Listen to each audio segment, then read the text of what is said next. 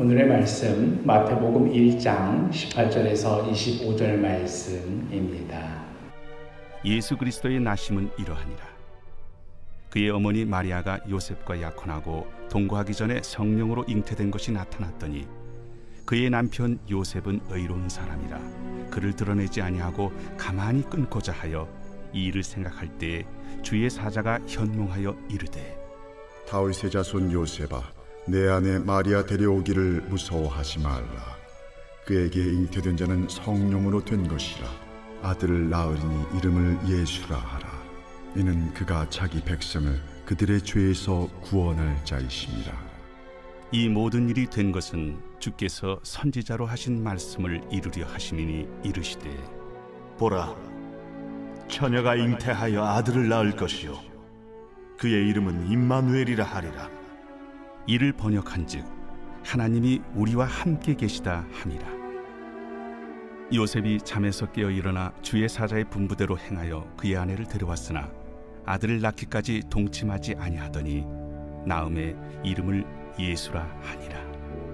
이번 한 주 동안 성탄을 맞이하여서 예수님의 탄생과 관련한 성육신과 관련한 본문을 중심으로 우리가 묵상하고 있습니다. 구약의 마지막 마지막 선지자는 말라기입니다. 그런데 그 이후 무려 400년 동안이나 선지자 말라기를 끝으로 아무런 하나님의 계시가 이어지지 않았습니다. 마지막 선지자 말라기와 또 예수님의 탄생, 이 사이 400년 동안 아무런 계시가 없었다, 아무런 하늘의 뜻이 없었다 하는 의미로 우리가 암흑기라고 부르기도 합니다.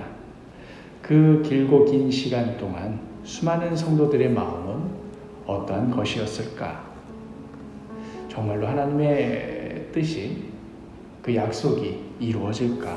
아니면 이대로 하나님의 약속은 흐지부지 되어버리고 좌절되어버리고 아브라함으로부터 시작된 구약의 모든 빛나는 그 언약들, 그냥 과거의 한때 영광으로만 역사 가운데 어떤 전설처럼 남겨지는 그러한 허무한 끝을 맞이하고 말 것인가 하는 그런 회의감이, 그런 의심이 늘상 지배하고 있었을 것입니다. 한두 해도 아니고 10년, 20년도 아니고 400년 기간 동안.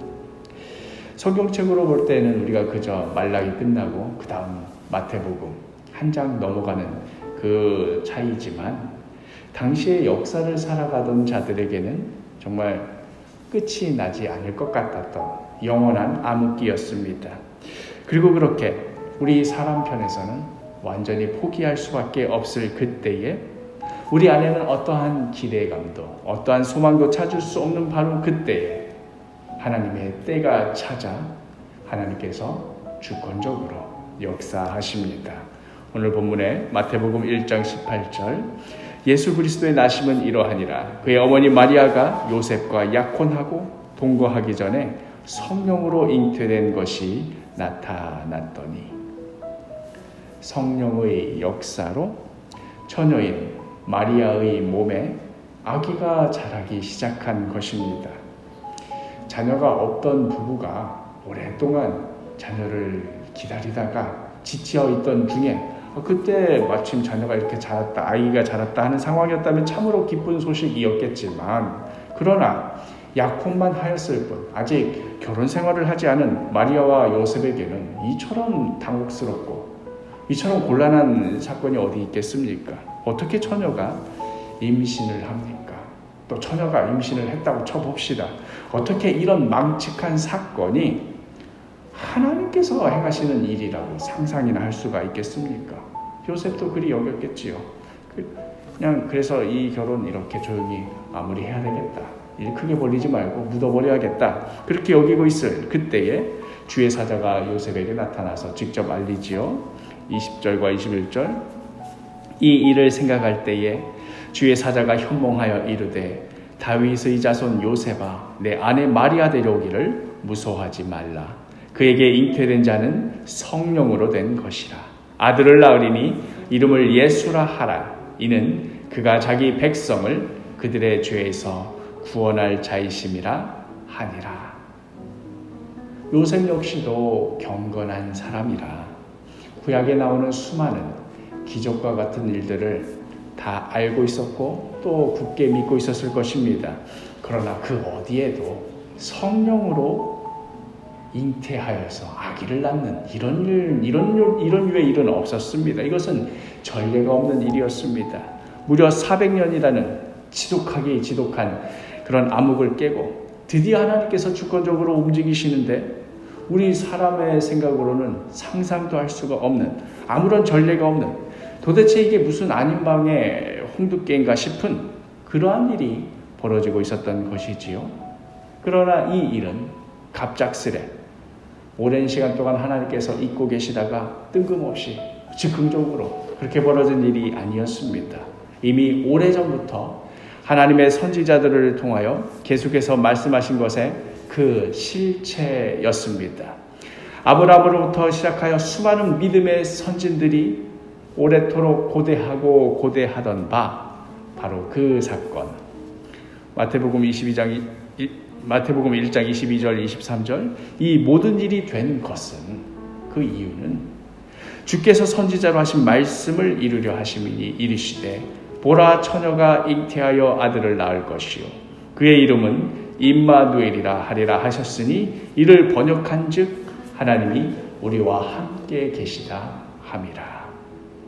아들을 낳을 것인데 그 이름을 예수라 하라 하고 분명히 아까 주의 사자가, 천사가 말하지 않았습니까?